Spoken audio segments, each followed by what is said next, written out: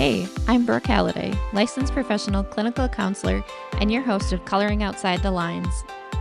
I believe that we are the byproducts of our experiences and the environments in which we were raised, and most of us have earned a few scars from those things over the years. I've been making it my mission to help people learn to accept themselves and have compassion for everything that they've survived. Through deep and vulnerable conversations with some amazing women, you're going to hear about major moments in their life when they chose to color outside the lines and demonstrate firsthand just how capable we all are. So get ready to be inspired as we color outside the lines and make something beautiful. It feels strange for me to do a formal introduction for my guest this week because I'm such good friends with her. But let me introduce you to Miss Gina Cadwallader. Gina works as a marriage and family therapist and is also a Minnesota-approved supervisor. Gina and her husband own a group practice where they offer mental health care and physical therapy services in the Albertville, Minnesota area. Both Gina and her husband were collegiate athletes, so I think it is really cool that they could incorporate physical and mental health together. One of the things I love most about Gina is she is just so real, open, and honest about things. And I was really excited when she agreed to be on this podcast to talk about her experience with ADHD and getting a diagnosis later in life. I truly gained a lot of perspective from my conversation with Gina, and I hope you will too. Tell me when you started recognizing ADHD symptoms or that like something was going on, because from our relationship, what I remember is that like all of a sudden you were like, I have ADHD. And so like I don't I don't actually know like the It story sounds behind any of it. it sounds like the exact way for somebody to discover it too, right? Just Like I wake up in the morning. I have yeah, ADHD. yeah. So I was having, I can't remember. It had to have been after March of 2020, like after COVID hit and we were all like stuck at home and like anxiety and depression just hit hard, right? And so Had I you had started, them before that? The anxiety and depression? yeah, like postpartum Okay. stuff. But I was like really comfortable in anger. And I think like the anxiety and depression, that's what the anger was. It wasn't just part of my personality, like I like to tell myself. And so like, so then I Oh was my like, well, gosh. I ADHD never like occurred to me, honestly, because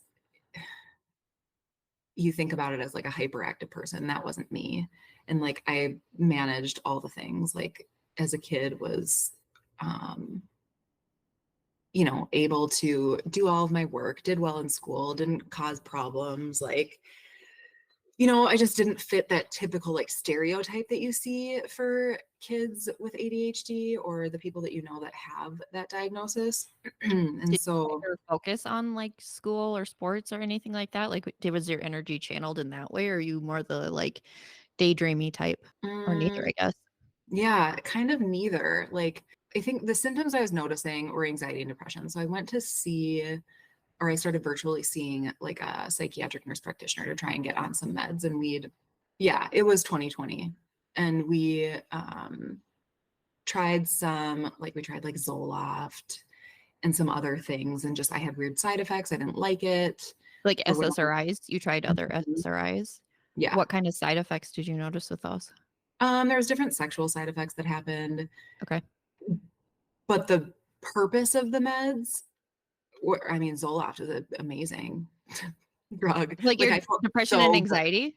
Yes, it managed it well, Awesome. at least in the short term, but, like, it wasn't worth the side effects to me to stay on it. And so Mhm. we kept trying things and, like, everything made me feel okay, but there was other side effects that I can't even really remember what was kicking in, but it just didn't seem like it was helping long for a while, like, for very long. Right? We'd keep upping the doses and the side effects would either not go away or get worse, but like the benefits weren't outweighing that. And so she actually So when you suggested, say angry, like you were like yelling at your husband and kids, or what were you noticing in terms of like the anger like, that was Yeah, it was like explosive. Like all of a sudden I would be overwhelmed and just like lose it. And it was usually like I would maybe yell or something, but it was a lot more like directed inward, like mad at myself, body feelings of anger. But it would just, I was irritable most of the time.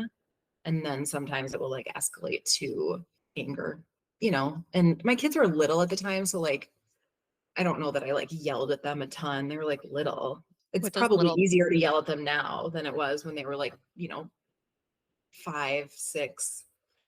I'm trying to think, like, or like being interrupted, like I'm in the middle of a task and it was COVID. So everybody's fucking home all the mm-hmm. time. And you're sitting there like trying to do dishes and the kids interrupt because they need something because they're children. And like I couldn't handle that interruption. Like I needed to stay on the task that I was doing. And I would just blow up.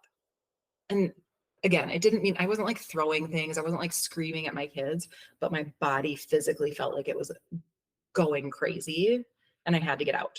Like I'd have to leave the house. I'd have to go outside and go for a walk and get out of the situation.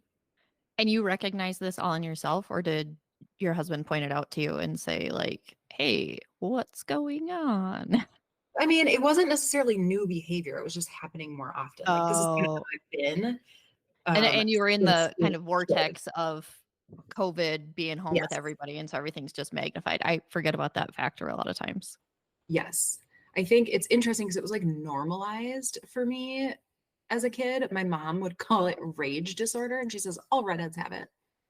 Oh, Mhm. Mhm. And I was like, I don't disagree that a lot of us are like spicy and like something else, is but your mom a redhead? I can't remember. yeah. Okay. Hmm. Yes. So I think so it was kind of just normalized. And for me, like then it was just like part of my personality, like getting irritable or like blowing up sometimes. Like it was just like, well, that's what we do. And then as I got older and started like maybe like trying to have some insight into myself and my own behavior, I was like, that's probably not like rage disorder isn't a thing in redheads. Like, so, Did you recognize that before you went to school to be a therapist or during school? oh, after. Okay. Yeah, no, it took a while. Like it took, I think that I sort of figured out doing some Enneagram work, actually. Oh, This is all over the place, but like that, yeah, that was, I hired an Enneagram coach when we were opening up our practice. I Um, didn't know you did that. you didn't? Oh, No. yeah, it was really fun because I was really into the Enneagram. I mean, I still am, but Josh and I are such different. Like I'm an 8, he's a 9, and we're just so different.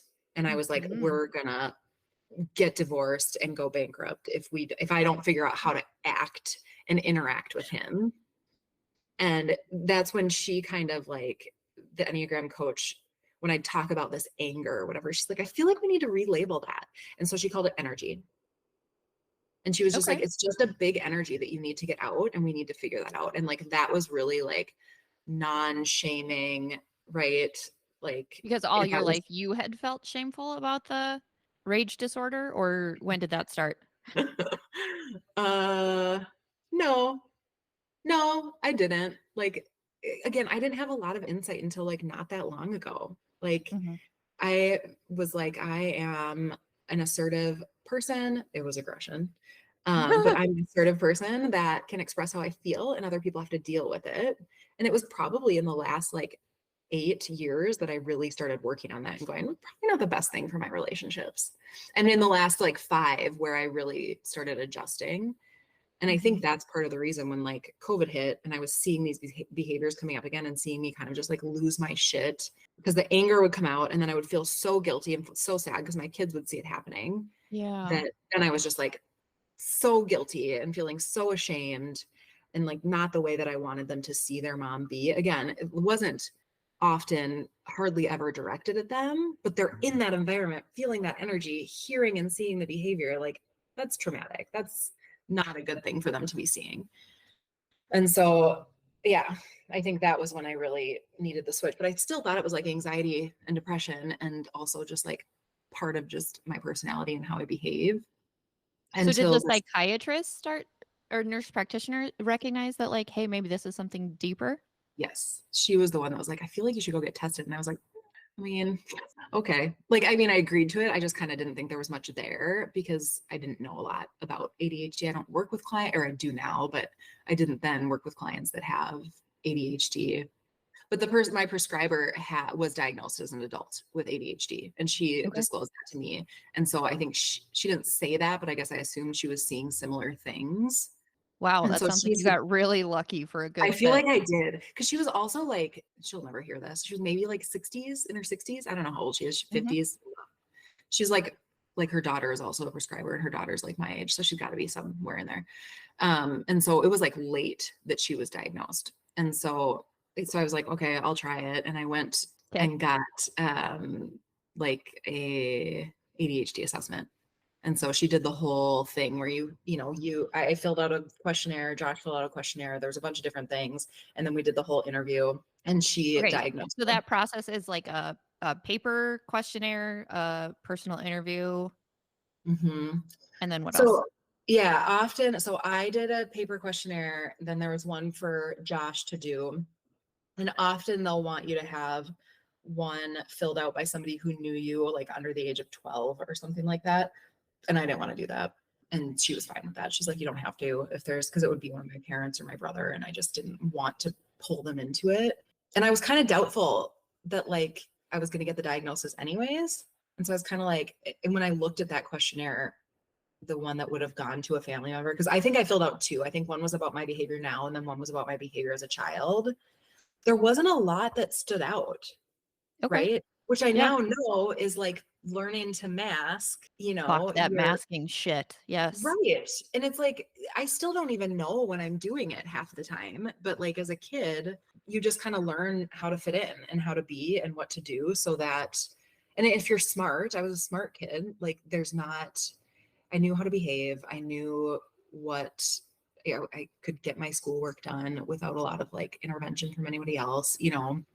So there was the paper things that they filled out, and then an interview. I think it might have been an hour and a half or 2 hours that we spent together, and then she wrote the assessment up, and I brought that back to my psychiatrist because she wanted a formal like assessment done before she would prescribe any medications Like for ADHD. stimulant medications, the typical I think medications you think anything. about. I think even Okay. non-stimulants that are for ADHD, she wouldn't have wanted to prescribe until having the actual diagnosis from someone else, which is interesting because like her training is more extensive than this person that did my diagnosis. So it's kind of like, Right. but that such is the world that we live in. It doesn't make sense all the time.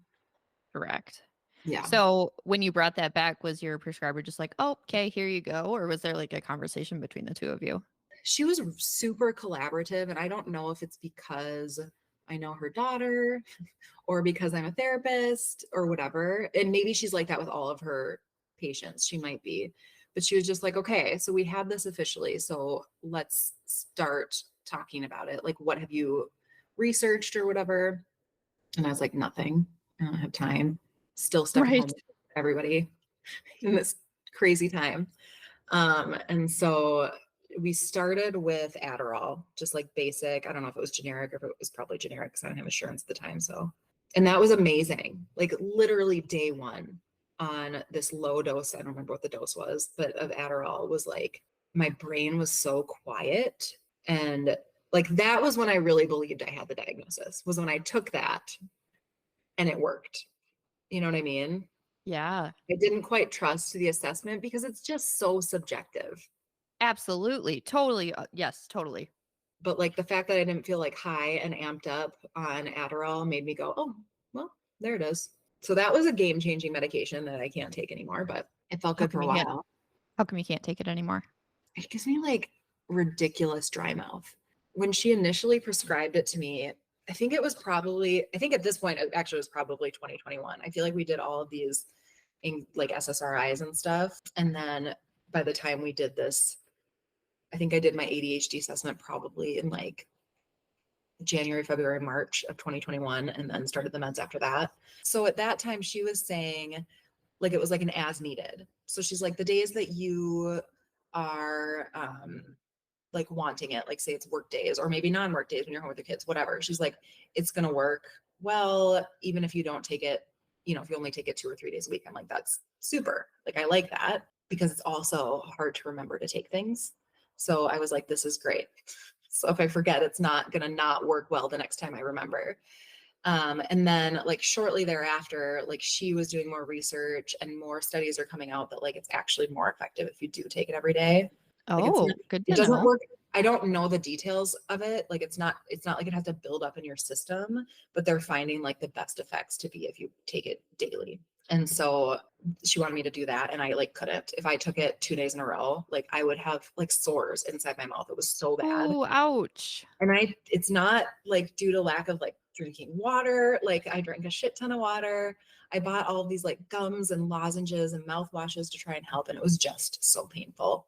And it got to the point where like if I was taking it more than once a week, my mouth couldn't handle it. Oh my So gosh. So I you had can't this do like little glimpse of like, hey, look, your life can be like decently managed and you it. can feel better. And then psych. Mm-hmm. Yeah. And she kept telling me like she's like, that is a side effect. She's like, but you have it so bad that I feel like there's something else, but like it wasn't her job to figure out the something else. So we tried Ritalin, same thing. We tried one other, I don't know what it was. I can't remember. Same thing. Okay. And then switched to Wellbutrin, which was better. The dry mouth never got as bad, but it's one that you should take every day. Yes. And so it was just consistent. Like I never got a break from the like sore mouth stuff. And so I don't take that anymore either. So I'm just raw dogging life. It's amazing. Ugh. Hmm. It, ugh. Mm. Especially knowing how good it was. It's shitty. So what other options do you have now? I don't know what I'm going to do now. I'm working on getting back into like different supplements. Like they say that like vitamin B12 can be helpful. They say fish oil can be helpful. I have it all. My husband hates things out on the counter, and the only way I can remember to take them is if I leave them there and see it. And so, Too bad. They have to be out yeah, there. I mean, he doesn't like fight me on it, but it is nice to have a clean space. So I'm just trying to figure out how to. I bought like a pill pack, and I just need to fill Oh, it. yeah. Yes. And I then that love can be sitting out mine. on the counter rather than like Okay. this. Hmm. So yeah, like a grandma. So I'm trying some supplements and I'm trying to figure out, like I've done more Googling. I need to find a doctor, but I've done more Googling to try and figure out like, is it a vitamin deficiency that's causing my dry mouth? Because it does seem like it's excessive compared to other people's experience. Hmm. So that is another thing on my list to maybe go get some things tested and see. Because if I could fix that and then just go back on Adderall, it would be game changing. Is that the hope? Is that you can figure out whatever's going on and then get back on Adderall? I hope Hmm. so. I'm like hopeful that it's not the meds causing it, that the meds were just exacerbating something that was already happening. Right. That's my hope. But it's really hard to find good providers that work collaboratively with you. And also are willing to look at things like nutritional deficiencies or vitamin deficiencies, some more like functional medicine style Yes. approach to things. Hmm. Yeah. Yeah. Especially because I don't really know. Like it's literally Google searches, like about vitamin A, because I read something that could be it. So it's like, try it all. Yeah. But it's getting in the way, like as our practice gets busier and our kids' lives get busier, like my capacity to like keep myself from getting overwhelmed is going away. Like just last night, actually, like I lost my shit and scared my 9-year-old. Like it was awful. I wasn't, again, Oh, I know it was horrible. I felt really bad. And I'm so glad he's old enough to like tell me what's going on with him. And this is like the ADHD that creates these anxious responses. Like I had my evening kind of planned out, and when things shift, I don't do well with that change. yeah. And like, anyways, and my night was planned out as like nothing. It was like relaxing, right? I didn't have to coach. That I was is a just plan. right. That's what Relaxing I'm is a saying. plan. So, but it wasn't like there was like this timeline, right? So it was just I was gonna lay on the couch and watch The Office, and my son was Beautiful. gonna go play some video games. So my husband left to take the other one to basketball, and he had done dinner and stuff. Like it was his night to do dinner, and that includes cleaning up, and he hadn't cleaned up. And I was so annoyed that like because today is my day, like at home. I mean, I'm at the Yeah. office, but it's my day at home. So like I would have had to do all those dishes today, and I was just like immediately pissed. And so I'm just like tantruming like a small child, like stomping and like, what the fuck? Right. And my 9-year-old Mm-hmm. is hearing me behave this way. And then I was like, I need to, I caught myself and like I needed to pause and I had something to eat and like drank a glass of water. Like I did some things to like shift my focus away from how annoying it was. And that's really Mm-hmm. all it is. It's just annoying. Like my husband wasn't doing this on purpose. He didn't like leave things for me because he wanted to piss me off. Yeah. And my little one told me like that I scared him. He's like, it scares me when you do that. And I was like, Oh. yeah. And like that's, I think a lot of people wouldn't see that as like ADHD Mm-hmm. behavior, but like that's how mine shows up. And so I think it's been showing up that way for a long time, but we've written it off or excused it as something else, you How do you know? feel about yourself when like your 9-year-old is saying things like you scare him? Oh, like shit. It feels so bad. And it's like, I know when I was taking, like, even when I was taking Wellbutrin, it didn't work as well as the Adderall, but like, I could tell when it weared off. I could tell when the Adderall would wear off because, again, my capacity to like hold space for other things around me would just go away. Like I would feel my body being more anxious. I would feel like ability to pay attention to something when there's noise in the background go It's down. almost like losing your grip on reality. Like, Like you're just like slowly like ripped away from it and there's just nothing you can do to like stay present. Oh mhm. my gosh, that sounds awful. It sucks. I mean, yeah, it sucks. And it shows up in so many, yeah, it shows up in so many different ways. And it was, I mean, it was okay. Like, one thing that I make a point to do is repair with my children as soon as I Right. realize that I've done something wrong, you know, and I think that's what allows them to tell me like how this stuff makes them feel. Like again, not that it's not affecting them, not that maybe that's not going to stick with him, but like later on, like I went and I hugged him and I apologized and I told him like that wasn't okay. Like mom lost it. Like, you know, and he's like, I know, it's really scary when you do that. And again, like I've never like hit these children or threw things. And the energy is so terrifying. As a little kid, you like the person that you trust to like be in charge of things is not like is kind of out of control. That Mhm. doesn't feel good.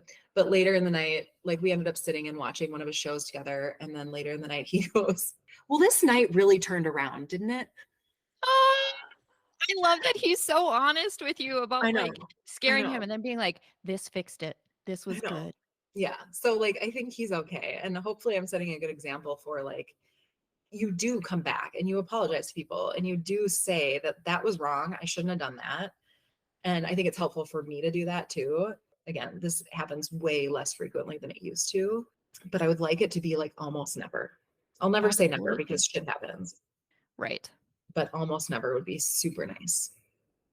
So I heard you when you said you were starting to kind of lose it, you met basic needs, drinking, ate water, and then when you kind of lost it, you went and did a repair. Do you do other things to try and manage symptoms, manage the ADHD, like preemptively, whether for like memory related things or the behavior emotional related things? I mean, I think that I try to, so like in the, like if I've already gotten to that point, I have to like remove myself from the situation. I do, there's a fine line. So like last night I did go and ask my son for a hug. Like co-regulating is so stinking helpful. Yes. And Yes. and Yes. Yes. I find myself like not necessarily using his nervous system to calm mine, but more like I know that I need to have a calm nervous system when I'm approaching him and when I'm having physical touch with him. And so like when I'm like, hey man, would it be okay if I got a hug right now? It's never a no. It's literally never a no from this kid, which is so great.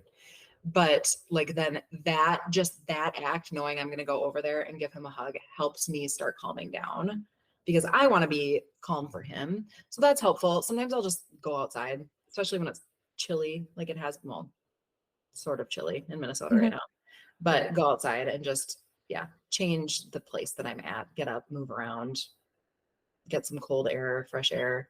But I think that more than that reactive stuff, I like try to set myself up to not be in that situation. Like, I do think if my 9-year-old wasn't watching like a super annoying YouTube video, this is not his fault. But if I wasn't hearing that in the background, right, and playing a podcast on my phone when I walked over and saw that all the dishes were still sitting out, I think if one of those things wasn't happening, I probably wouldn't have reacted the way I did. But there was just so much stimulation going Yeah. on, so many things. So like typically I wouldn't do that. Like I would put headphones on and listen to my podcast, so setting myself up for not like having a lot of things to have to pay attention to at once. Cause like that's one of the things, like I have to pay attention to all the things.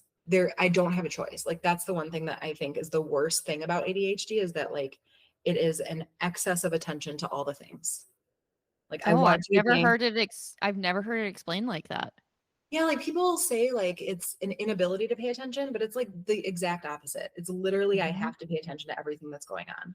So like I had to turn off my noise machine. I like to leave it on if I'm in here or with people, but I would be listening to that.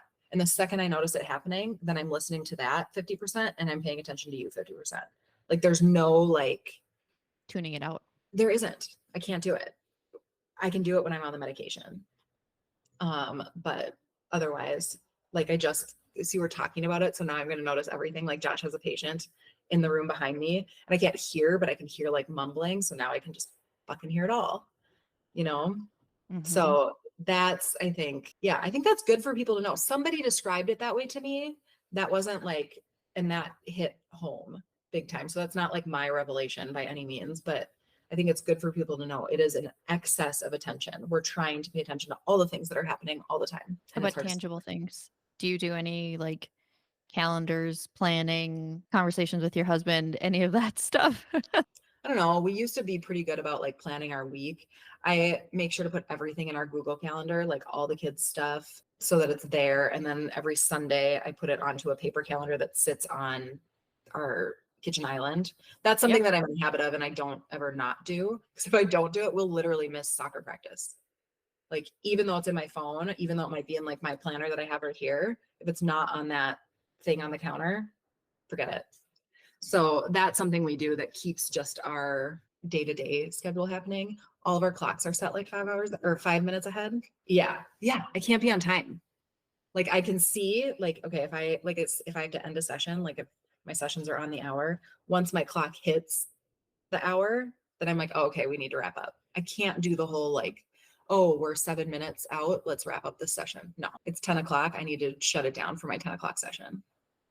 So there's a few tricks that I have. I try to do block scheduling on my planner. So like, Oh, I love recommending block scheduling for yeah, people because it's just like so game changing and so like focused and people are just more productive with it. yeah. I mean, I think so, especially if you have like empty space and you want to be productive and get things done. I Mhm. won't be unless I put something specific in there.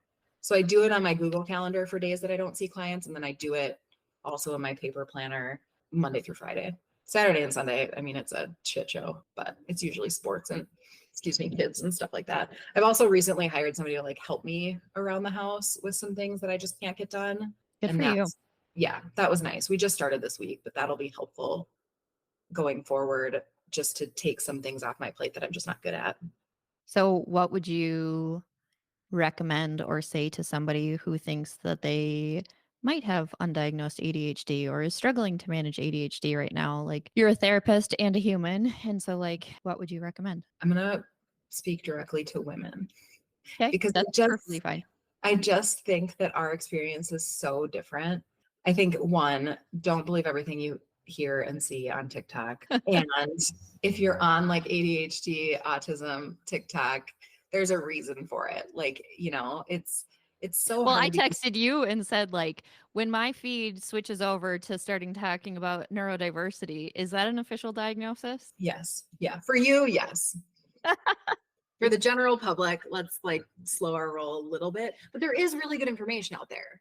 But Mhm. that's all it is, right? It's information and it's like a starting point. But it's just because it's so nuanced and like a lot of these symptoms I'm experiencing could be attributed to trauma, Mhm. right? And so like I think that it's Yeah. So that's one thing. Like, don't believe everything you see on TikTok and Instagram and all of that stuff. I also highly, highly recommend finding somebody who specializes, right? If you really think that you have a diagnosis, unless you're using insurance and it requires you to go through your primary care doctor first, don't. They're primary care. They know a lot of things, but they're not specialized in mental health. They're not specialized in neurodivergence. Like, call your insurance company and say, I want to meet with a psychiatrist or a med prescriber or whatever, and go talk to them first. Like, that was my path. And I think that was helpful to me. Like, this person sees this a lot. She didn't want to prescribe me right away until I got a diagnosis. At least I got that validation there that like this does potentially fit, and then you can move forward. But I feel like in our medical system, we are just so trained to go to our primary care provider first. And I they just think just it's an know, unnecessary step. right. And they know a little about a lot, but Yes. it's just not, generally, it's not helpful to the point that people are looking for if they're finally reaching out to a doctor. Yep. Yeah. And most, like, from the provider's end, and even with my husband for his work too, like, you don't often need a referral.